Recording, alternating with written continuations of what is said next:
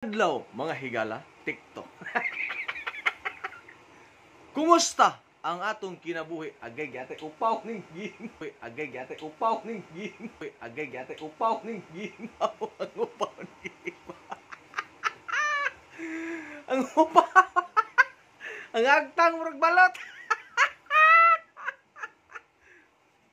Aniya kita karon.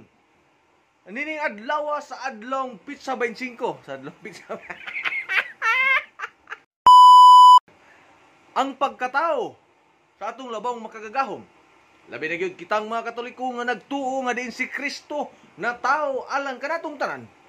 Busa kini atong video nga gibuhat karon, reflection sa atong kinabuhi kung kumusta na ta, asa na ta karong dapita. Pwede pa batang mo atras? Pangutanas kaugalingon kung pwede pa batang mo atras.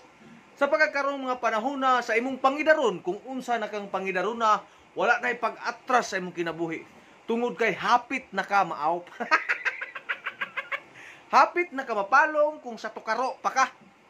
So, ayaw na pag-atras sa imong kinabuhi, ayaw kutluwa ang imong kinabuhi, nga mapalong sama ng nas kong luyo nga sinaw kay agtang. Mga higala, kining atong gibuhat nga video, kataw-anan apan adunay dakong unod diha sa pagpamalandong sa matag usa. Unsa man ang pagpamalandong ang kinahanglan, ang pagpaminaw sa kaugalingon, ilabi na sa mga planos Ginoo alang sa atong kinabuhi. Tungod kay ang atong kinabuhi gidisenyo kini sa nagkalain-laing pagsulay, gidisenyo kini kung unsaon nato pag-survive sa nagkalain-laing kalisod nga atong isinati o gatong sination sa kinabuhi, samtang nagpanaw ang atong kinabuhi nining kinabuhia. Ngano man, wala tang gipakataw nga magpaharuhay, wala tang gipakataw nga magpahayahay. Ngano man, pangutana question ang atong tubag sa comment section. Comment down below, mga higala. Okay, padayon.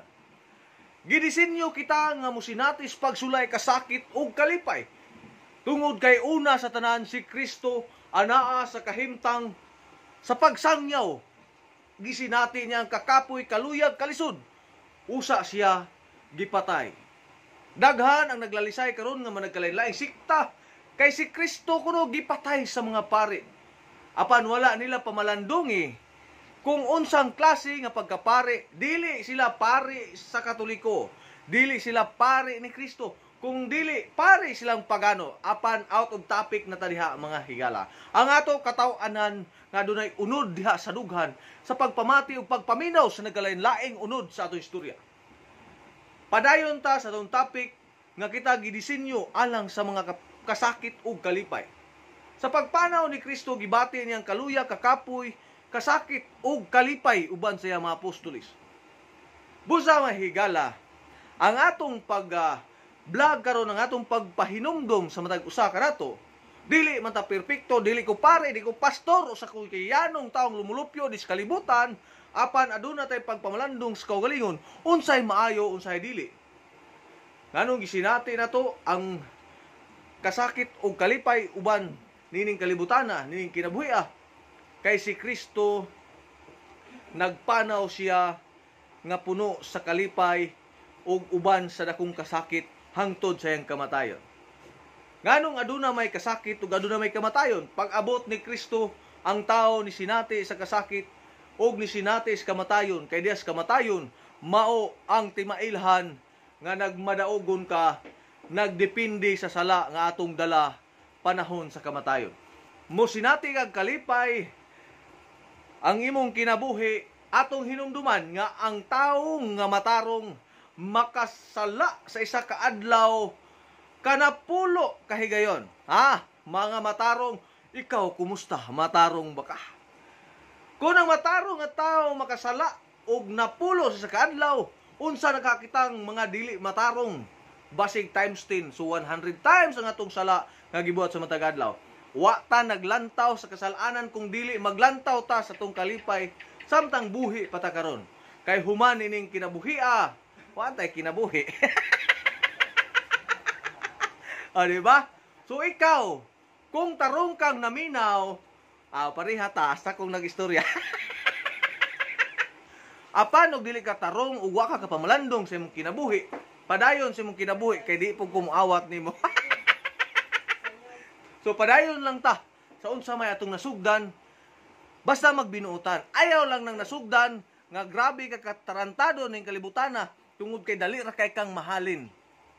Example, kung ikaw usa ka tabako nga halang isog, dali kang mahalin kay pilion kas mga tao nga nangitag isog. Nangitag isog nga tabako. Busa ikaw karon nga taknaa, ana ka sa imong nahimutangan naglantaw ning bidyuha, paminaw, sinatiya ang tanan natong mga istorya aron ikaw makapamalandong kung kumusta naka, asa nakakaroon dapit sa estado sa imong kinabuhi, basin og nasukwahi na ka. Dili ko perpekto tungod kay Marcos ang akong pangalan, dili perpekto. Apan gikinahanglan nga ang atong kinabuhi, atong sination, paminaw na nagkalain nga mga rason, butang sa kinabuhi, nga diin wala nato mahimo. Hala! Pakuyawan ko kung kauban ring nga animala ni. Mga mananap, litson paksiw. Okay, kumusta og mayong adlaw katong tanan? Dinhi lang ta kutob kay lisod na kayo pakuyawan tag utro base ng atong kaspa mo ulbo. Daghang salamat. Kini ang inyong ubos nga higala nga kung magtakilid murag si Ruben Padilla, kung magatubang murag si Cesar Montano, pika side view murag si Piolo Pacao. Thank you very much. Daghang mayong adlaw katong tanan.